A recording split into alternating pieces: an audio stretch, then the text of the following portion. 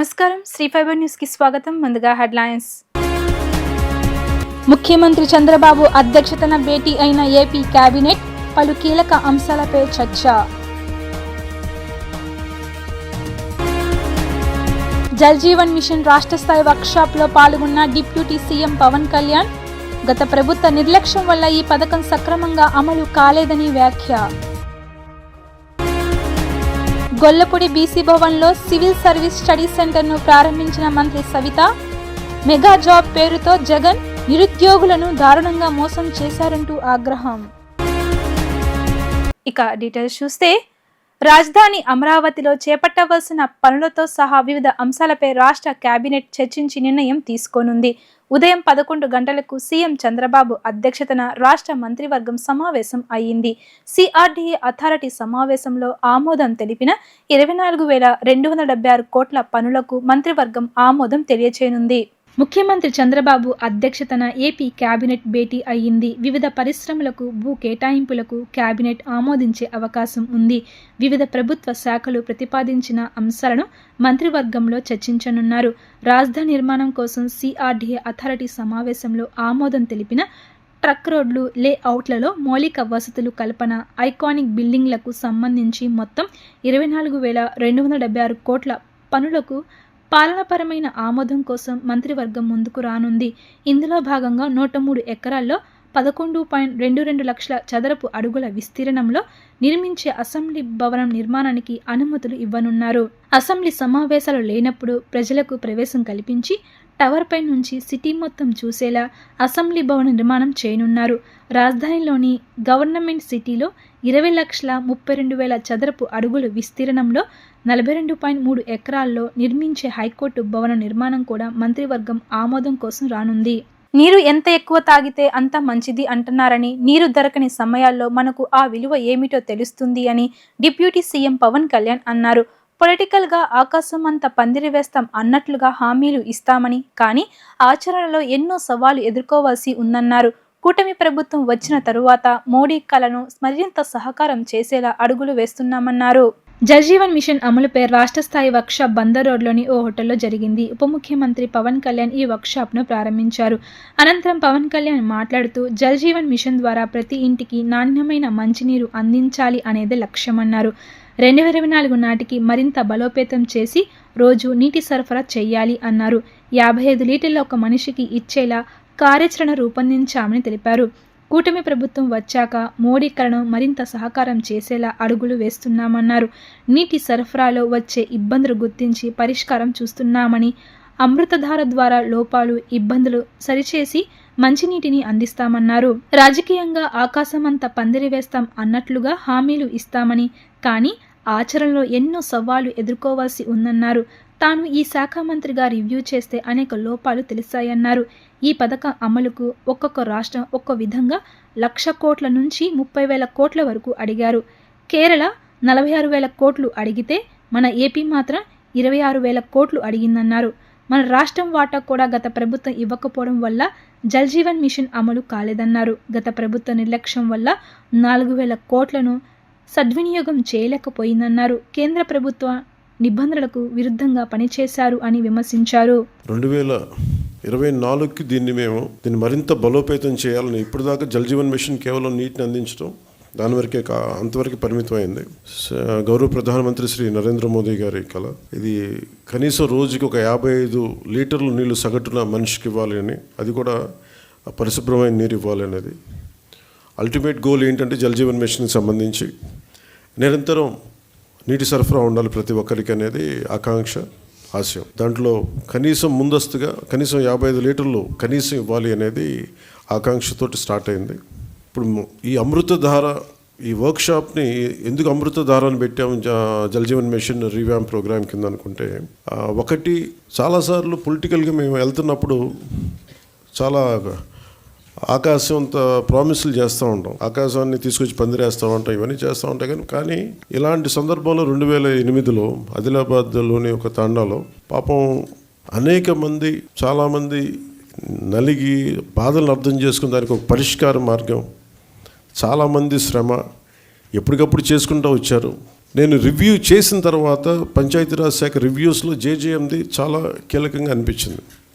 చాలా ఉన్నతమైన ఆశయంతో మొదలుపెట్టింది, ఎందుకు మనం దీన్ని ముందుకు తీసుకెళ్ళలేకపోయాం అనేది చాలా లోతుగా ఒకసారి అధ్యయనం చేస్తే, కేంద్ర ప్రభుత్వం దీనిని ప్రతి రాష్ట్రాలకి మీకు ఎంతెంత అవసరాలు ఉన్నాయని, మీ నీటి అవసరాలకి ఈ సగటు పర్ క్యాపిటల్ కన్జంప్షన్ ఎంత ఉంటుంది, దానికి ఎంత కావాలి మీకు డబ్బులను అడిగితే, కేరళని తీసుకుంటే మనకంటే చాలా చాలా చిన్న రాష్ట్రం, మనలో 4వ భాగం ఉంటుందేమో, 3వ భాగం కాదు. అలాంటి కేరళ 45,000 కోట్లు అడిగితే, గత ప్రభుత్వం జల్ జీవన్ మిషన్కి వాళ్ళు అడిగింది 26,000 కోట్లు మాత్రం అడిగారు. 26.8.23 crores 0.94 ఎగ్జాక్ట్గా అడిగింది. కానీ వాళ్ళు మంజూరు చేసింది 4,787.10 కోట్లు. ఇది కూడా దేనికి అని అంటే, వీళ్ళు పూర్తిగా డబ్బులు ఇవ్వలేకపోయారు, స్టేట్ షేర్ ఇవ్వలేదు వీళ్ళు. దానివల్ల మనం పూర్తిగా అవైల్ చేసుకోలేకపోయాం. ఈ రాష్ట్రంలో బీసీ వర్గాలను వైఎస్ జగన్ దారుణంగా మోసం చేశారు అని బీసీ సంక్షేమ చేనేత జౌళి శాఖ మంత్రి సవిత అన్నారు. మెగా జాబ్ పేరుతో ఏపీ నిరుద్యోగులను దారుణంగా మోసం చేశారు అని మంత్రి మండిపడ్డారు. మోసం చేసిన జగన్కు ఏపీ ప్రజలు సరైన రీతిలో బుద్ధి చెప్పారన్నారు. గొల్లపూడి బీసీ భవన్లో బీసీ వెల్ఫేర్ ఆధ్వర్యంలో సివిల్ సర్వీస్ స్టడీ సెంటర్ను రాష్ట్ర బీసీ వెల్ఫేర్ శాఖ మంత్రి సవిత ప్రారంభించారు. అనంతరం మంత్రి సవిత మాట్లాడుతూ బీసీల ద్రోహి వైఎస్ జగన్ అన్నారు. మెగా జాబ్ క్యాలెండర్ పేరుతో ఏపీ నిరుద్యోగులను మోసం చేశారు అని మంత్రి నిప్పులు చెరిగారు. బడుగు బలహీన వర్గాల అభ్యున్నతికి కృషి చేసిన గొప్ప నేత నందమూరి తారక రామారావు అన్నారు. మహిళలకు సమాన హక్కులు కావాలంటూ ఆస్తిలో సమాన హక్కు చట్టం చేసిన నేత రామారావు మాత్రమేనన్నారు. అమరావతిలో 5 ఎకరాల్లో 500 మందికి సివిల్ సర్వీస్ కోచింగ్ సెంటర్ శాశ్వత ప్రతిపాదికన త్వరలో నిర్మిస్తామని మంత్రి తెలిపారు. ఒక్కొక్క విద్యార్థికి కోచింగ్ ఇచ్చేందుకు దాదాపు 2 లక్షల రూపాయల రాష్ట్ర ప్రభుత్వం ఖర్చు చేస్తుందన్నారు. ఎమ్మెల్యే వసంత కృష్ణప్రసాద్ మాట్లాడుతూ రాష్ట్ర మంత్రుల్లో సంక్షేమ పథకాల అమలులో మంత్రి సవిత ముందు వరుసలో ఉందన్నారు. ఎమ్మెల్యే కోటికలపూడి శ్రీనివాస్ మాట్లాడుతూ ఎలా చదవాలి, ఏది చదవాలి అనే విషయం తెలుసుకుంటేనే సివిల్ సర్వీసెస్ సాధిస్తామన్నారు. బడుగు బడిహీన వర్గాలు ఈరోజు ఇలా వేదిక పంచుకుంటున్నాయి అంటే అన్న నందమూరి తారక రామారావు గారని ఈ సభాముఖంగా మీకు తెలియజేస్తున్నాం. అన్న నందమూరి తారక రామారావు గారు పార్టీ పెట్టి బడుగు బడిహీన వర్గాలు అన్ని రంగాల్లోనూ ఉండాలి, అందులో మహిళా పక్షపాతాన్ని కూడా చెప్పాలి. ఆనాటికే మహిళలు కూడా విద్యావంతులు కావాలి, మహిళలకు కూడా యూనివర్సిటీలు తెచ్చిన ఘనత అన్న నందమూరికి తారక రామారావు గారు. తన ఇంటి నుంచే మహిళలకు కూడా ఆస్తిలో వాటా ఉండాలి, వాళ్ళకు కూడా హక్కులు కావాలని తన ఇంటి నుంచే వాటా పంచిన గొప్ప వ్యక్తి మన అన్న నందమూరి తారక రామారావు గారు అని కూడా తెలియజేస్తున్నాం. 1924లో ఏం జరిగిందంటే బీసీల ద్రోహి ఆ జగన్మోహన్ రెడ్డి గారని సభాముఖంగా మీకు తెలియజేస్తున్నాం. మరి 1924లో ఈ రాష్ట్రం ఏం జరిగిందో, ఈ రాష్ట్రం ఏ విధంగా నాశనం అయిపోయిందో, నా బడుగు బడిహీన వర్గాలు మెగా జాబ్ క్యాలెండర్ అన్నారు. ఏ రోజన్నా మీరు చూసారు? 5 సంవత్సరాల నుంచి తల్లిదండ్రులు ఎంతో ఇబ్బంది పడి, తల్లిదండ్రులు ఎంతో కష్టపడి, పిల్లలు అయ్యో జగన్ వస్తే జాబ్ వస్తుంది, మన పిల్లలందరినీ కోచింగ్ సెంటర్లకు పంపించాలా, పరీక్షలు వస్తాయి బాగా చదవాలని తల్లిదండ్రులు చాలామంది కోచింగ్లు పంపించారు. ఏ రోజన్నా చూసారా మెగా డిఎస్సి? చూసారా? ఏమ్మా మీరే ప్రిపేర్ అయ్యలేదు ఎవరు? ఆ రోజు ఏం చెప్పాడు?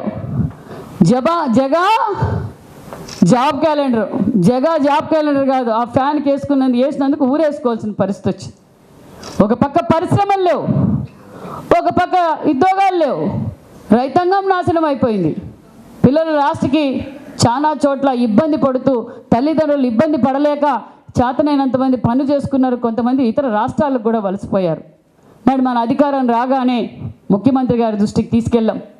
సార్, మన BC residential schools, BC study circles పరిస్థితి బాగలేదు సార్, ఏం చేద్దాము అంటే మొత్తం బీసీ రెసిడెన్షియల్స్కి, బీసీ హాస్టల్స్కి ఇమ్మీడియట్గా రెన్యువేషన్ కోసమే 25 కోట్ల నిధులు ఇచ్చిన ఘనత ముఖ్యమంత్రి చంద్రబాబు నాయుడు గారు. రాష్ట్రం కష్టాల్లో ఉంది, అప్పుల్లో ఉంది, అయినా ముఖ్యమంత్రి గారు ఒక్కొక్కరికి సుమారుగా 1,80,000 నుంచి 2 లక్షల దాకా ఖర్చు వస్తుంది. ఖర్చు గురించి ముఖ్యమంత్రి చంద్రబాబు నాయుడు గారు ఆలోచించలేదు. వాళ్ళు సక్సెస్ కావాలనేదే ముఖ్యమంత్రి గారి ఆలోచన. ఈరోజు రాష్ట్రంలో ఉన్న మంత్రుల్లో 90% మంది చాలా చురుగ్గా ఉన్నారు. ఆ చురుగ్గా ఉన్న మంత్రుల్లో మన బీసీ సంక్షేమ శాఖ మంత్రి గారు తొలి వరుసలో ఉంటారనే విషయం మీరందరూ గుర్తించాలి. ఆమెకి వచ్చిన అవకాశాన్ని చంద్రబాబు నాయుడు గారు బీసీలకు ఇవ్వాలంటే ఎవరో ఒకరికి ఇవ్వచ్చు, కానీ ఏదో ఒక క్రమంలో ఒక అవకాశం వచ్చింది, అవకాశాన్ని సద్వినియోగపరుచుకుంటా ఉన్నారు. మీరు గుర్తించాల్సింది, మీరు గమనించాల్సింది ఇదే విషయం. ఈరోజు ముందుగా మీకు శుభాకాంక్షలు. ఎందుకు అంటే 600 మందిని వడపోస్తే దాంట్లో 100 మందిలో మీరు వచ్చారు కాబట్టి మీరు ఒక మెట్టు ఎక్కారు. ఇప్పటికే మీరు ఇంకా ఎక్కాల్సిన మెట్లు చాలా ఉన్నాయి. Getting civil service is a matter of orientation.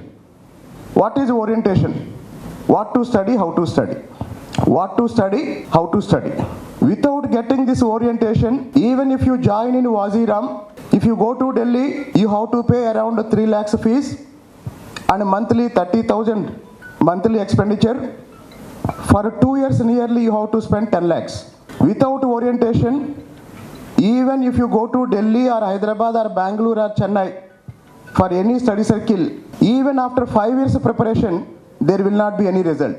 But if you get the orientation, what to study, how to study, even by sitting in Srikakulam, by sitting in Kurnool, by sitting in Anantapur, even in your own remote village, you can become IAS, because success in civil service or success in any competitive exam is a matter of orientation. Every year, you take the list of the toppers. Many are getting IAS in first attempt even without coaching. Am I right? No response. Every year you see the toppers. Many toppers are getting in first attempt and some of them are without coaching. అదానితో Jaganmohan Reddy చేసుకున్న విద్యుత్ కొనుగోలు ఒప్పందం తక్షణమే రద్దు చేయాలని కాంగ్రెస్ నేతలు demand చేశారు.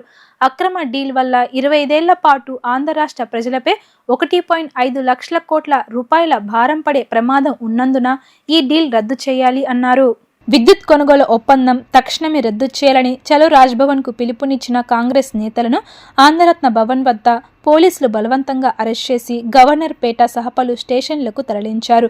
ఈ సందర్భంగా కాంగ్రెస్ నేతలు మాట్లాడుతూ అక్రమ ఒప్పందంతో 25 ఏళ్ల పాటు ఆంధ్ర రాష్ట్ర ప్రజలపై 1,50,000 కోట్ల భారం పడే అవకాశం ఉందన్నారు.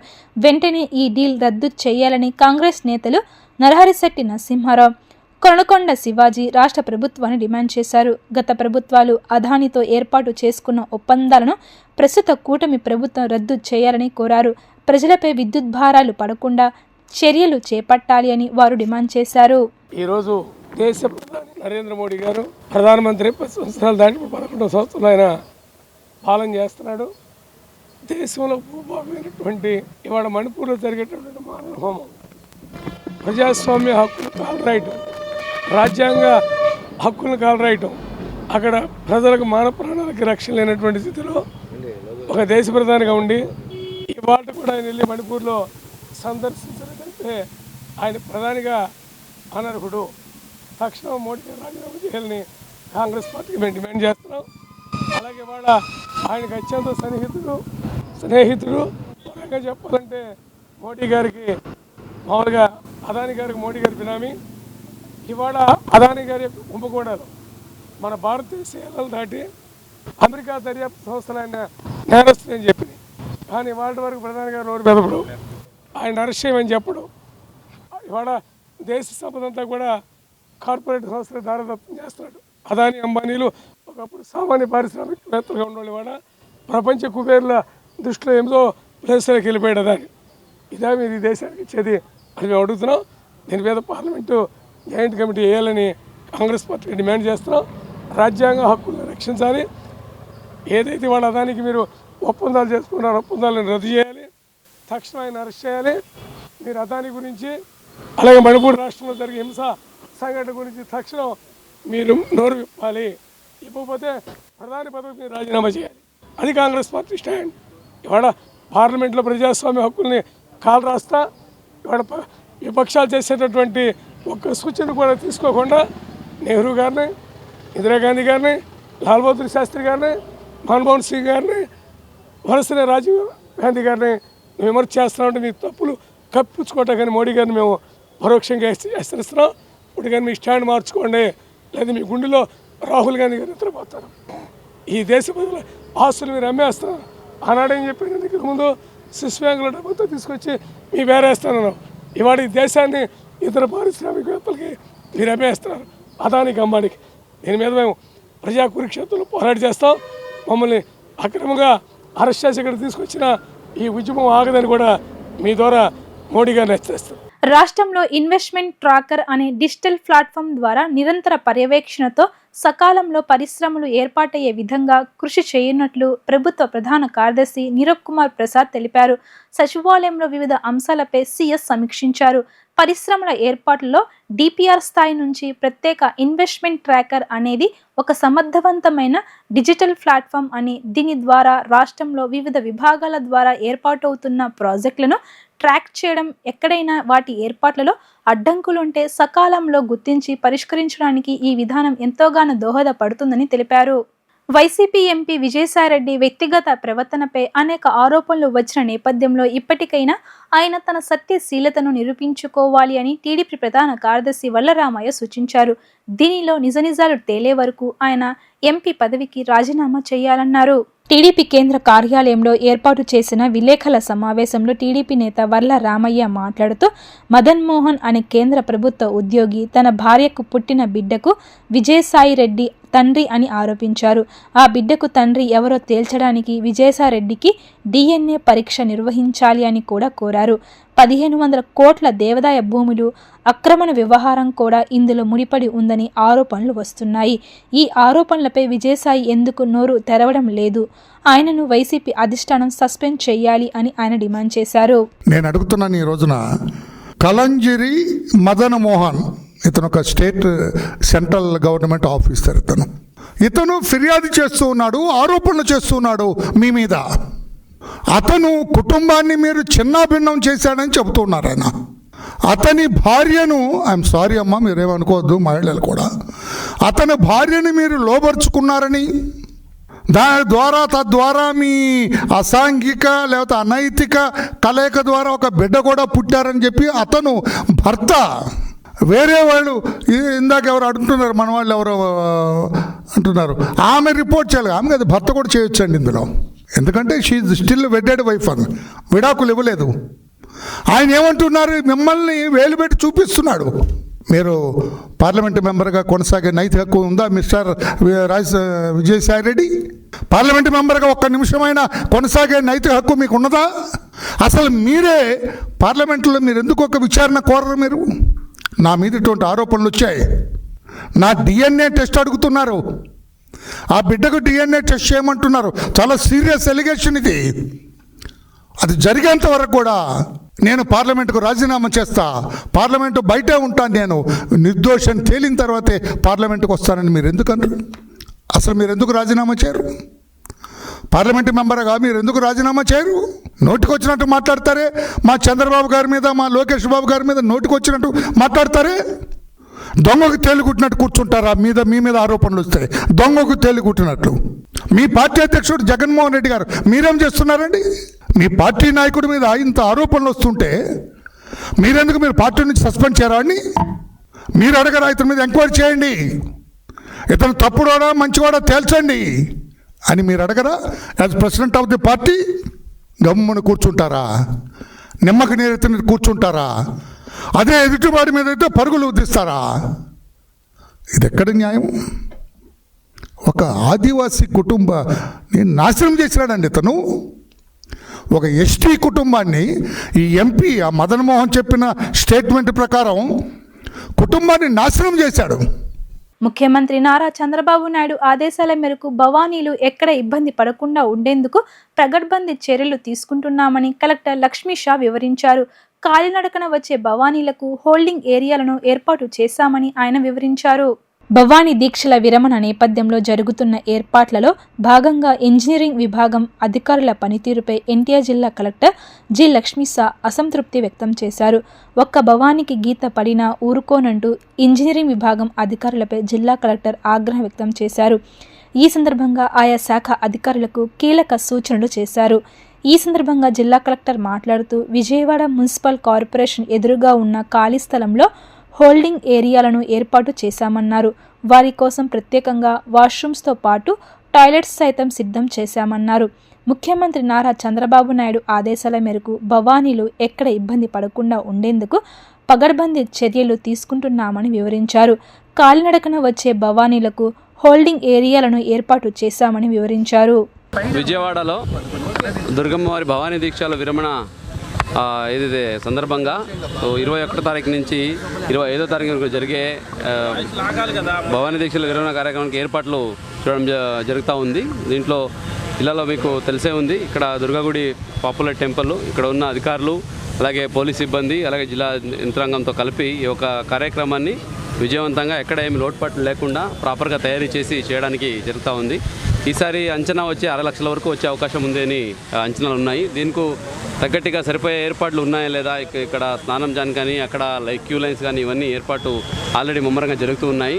సో దీంట్లో భాగంగా పబ్లిక్ ఇన్కన్వీనియన్స్ లేకుండా సో 15 లక్షల వరకు వాటర్ బాటిల్స్ అందరికీ వచ్చే వాళ్ళకి నీళ్ళు ఇవ్వడము, అలాగే వాళ్ళకి కావాల్సిన అన్ని క్యూ లైన్స్ అలాగే టాయిలెట్స్ ఎన్ని అవసరమైతే అన్ని టాయిలెట్స్ అన్ని ఏర్పాటు చేసి సో సిటీని ఆ టైంలో ఎక్కువ మంది వస్తారు కాబట్టి ఒకసారి క్లీన్లీనెస్గా పెట్టుకోవడము, అలాగే వాళ్ళకి కావాల్సిన ఇన్ఫర్మేషన్ అందజేయడము, వాళ్ళు ఈజీగా భక్తి భావంతో అయితే వస్తారో అదే భక్తి భావంతో అమ్మవారి దర్శనం చేయించి సో వాళ్ళు ఒక మంచి దైవత ఫీలింగ్తో వాపస్ వెళ్ళడానికి టెంపుల్ అడ్మినిస్ట్రేషన్ అలాగే జిల్లా యంత్రాంగం ద్వారా మనము కృషి చేస్తున్నాము.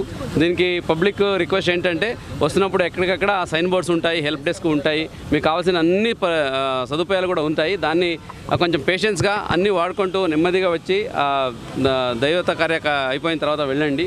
ఎక్కడ కంగారు పడాల్సిన అక్కర్లేదు, అడావడి అక్కర్లేదు, మీకోసమే చేస్తున్న ఏర్పాట్లు ఇవి. ఇంకా ఏదైనా ఫీడ్బ్యాక్స్ ఉన్నా కూడా, ఇంకా ఏదైనా ఇంప్రూవ్ చేయాలనుకున్నా కూడా సో కోఆర్డినేట్ చేసుకుని చేయడం జరుగుతుంది. సో ప్రతి ఒక్కరూ ఈ భవానీ దీక్షల విరమణ కార్యక్రమాన్ని పాల్గొని సో విజయవంతంగా చేయాలి. దీంట్లో పబ్లిక్ ఫెసిలిటీస్ వరకు, పబ్లిక్ కన్వీనియన్స్, పబ్లిక్ ఇన్ఫర్మేషన్ వరకు ఏమీ లోటుపాట్లు లేకుండా జిల్లా యంత్రాంగం ద్వారా చేయడం జరుగుతుంది. సో అట్లాగే వచ్చే భక్తాదులు కూడా సో దాన్ని పాటిస్తూ మీకు ఏదైనా సమస్యలు ఉంటే లేదా ఏమైనా ఇన్ఫర్మేషన్ ఇవ్వాలంటే కాల్ సెంటర్ కూడా పెట్టడం జరుగుతుంది. కమాండ్ కంట్రోల్ రూమ్ ఉంటుంది. So police command control room, అలాగే టెంపుల్ కంట్రోల్ రూము, అలాగే జిల్లా యంత్రాంగం కంట్రోల్ రూమ్ కూడా ఉంటాయి. అక్కడ నంబర్స్ కూడా పబ్లిసిటీ చేయడం జరుగుతుంది. సో దీనికి అందరూ ఉపయోగించుకొని వాడుకొని సో ఏ సమస్యలు లేకుండా వచ్చి ఈ కార్యక్రమంలో పాల్గొని విజయవంతంగా చేయాలని సందర్భంగా కోరుతున్నాం. సార్ వచ్చే భక్తుల కోసం ఈ యాప్ ఒకటి కూడా డెవలప్ చేశారు. ఇప్పటిదాకా ఎంతమంది ఏమన్నా రిజిస్టర్ చేయించుకున్నారా? ఇది వినూత్నంగా పోలీస్ డిపార్ట్మెంట్ ద్వారా యాప్ రెడీ చేసి ఎవరైతే భవానీలు బయట నుంచి వస్తున్నారో వచ్చే టైంలోనే క్యాప్చర్ చేయడానికి ఇది జరుగుతూ ఉంది. దీనికి ఇంకా ఇప్పుడే స్టార్ట్ చేసాం కాబట్టి సో మొత్తం అంచనా ఇప్పుడు ఒకసారి చూడాలి. ఎందుకంటే వాళ్ళు రిజిస్టర్ చేసుకుంటూ వచ్చేవాళ్ళు మళ్ళీ మిస్ అవ్వకూడదు కాబట్టి సో అది కూడా చేస్తున్నాము. ఇప్పటికైతే జరుగుతూ ఉంది. సో కొన్ని రోజుల తర్వాత కంప్లీట్ డీటెయిల్స్ ఇవ్వడం జరుగుతుంది. ఒక్కొక్కరు పార్కింగ్ ఎక్కడ అరేంజ్ చేస్తారు? దూర ప్రాంతాల నుంచి వస్తున్నారు, అనేక ప్రాంతాల నుంచి. ఇప్పుడు భవానీలో నడిచి వస్తున్నారు బేసికలీ. సో నడిచి వచ్చే వాళ్ళకి పార్కింగ్ కన్నా ఎక్కువ వాళ్ళు నడవడానికి ప్రాపర్గా క్యూ లైన్స్ ఇది ఏర్పాటు చేయాలి. ఇన్ కేస్ ఏదైనా వెహికల్స్లో వచ్చే వాళ్ళకైతే as per దలో out of city కొంచెం ఇక్కడ క్రౌడ్ కాకుండా భవానీ ఐలాండ్ వైపున వాళ్ళకి పార్కింగ్ ఏర్పాటు చేయడం జరుగుతుంది. వెస్ట్ గోదావరి నుంచి ఎక్కువ మంది వచ్చే భక్తులు అవకాశం ఉంది సార్. వాళ్ళకన్నా దట్స్ వాట్ ఇప్పుడు పోలీసు వాళ్ళకి అదే ఆదేశాలు ఇవ్వడం జరిగింది. సో ప్రాపర్గా మనం విత్ ఇన్ సిటీ కాకుండా బయట హోల్డ్ చేయాలి. వాళ్ళని బయట హోల్డ్ చేసి ఎవరైనా నడిచి వస్తారో వాళ్ళకి ఇబ్బంది లేకుండా ఇబ్బంది లేకుండా సో వాళ్ళకి పార్కింగ్ ఏరియా అలాగే ఫెసిలిటీస్ ఇవ్వడం జరుగుతుంది. నైరుతి బంగాళాఖాతంలో ఏర్పడిన అల్పపీడనం రానున్న 24 గంటల్లో వాయువు దిశగా ఉత్తర తమిళనాడు, దక్షిణ ఆంధ్రప్రదేశ్ వెళ్లే అవకాశం ఉందని విశాఖ తుఫాను హెచ్చరికల కేంద్రం చెప్పింది. తదుపరి 24 గంటల్లో ఆంధ్రప్రదేశ్ తీరం వెంబడి ఉత్తర దిశగా పయనించే అవకాశం ఉందని, దీని ప్రభావంతో రానున్న 2 రోజుల పాటు ఆంధ్రప్రదేశ్కు ఈ రోజు నెల్లూరు, ప్రకాశం, తిరుపతి, అనకాపల్లి, కాకినాడ, విజయనగరం, విశాఖ జిల్లాలో భారీ వర్షాలు కురిసే అవకాశం ఉందని చెప్పారు. రేపు కాకినాడ, విశాఖ, అనకాపల్లి, విజయనగరం జిల్లాలో భారీ నుంచి అతి భారీ వర్షాలు కురిసే అవకాశం ఉందని హెచ్చరించింది. వార్తలు ముగించే ముందు హెడ్లైన్స్ మరోసారి. ముఖ్యమంత్రి చంద్రబాబు అధ్యక్షతన భేటీ అయిన ఏపీ కేబినెట్, పలు కీలక అంశాలపై చర్చ. జల్ జీవన్ మిషన్ రాష్ట్ర స్థాయి వర్క్షాప్లో పాల్గొన్న డిప్యూటీ సీఎం పవన్ కళ్యాణ్, గత ప్రభుత్వ నిర్లక్ష్యం వల్ల ఈ పథకం సక్రమంగా అమలు కాలేదని వ్యాఖ్య. గొల్లపూడి బీసీ భవన్లో సివిల్ సర్వీస్ స్టడీ సెంటర్ను ప్రారంభించిన మంత్రి సవిత, మెగా జాబ్ పేరుతో జగన్ నిరుద్యోగులను దారుణంగా మోసం చేశారంటూ ఆగ్రహం. ఇవి ఇప్పటి వరకున్న updates. Keep watching Sri Fiber news.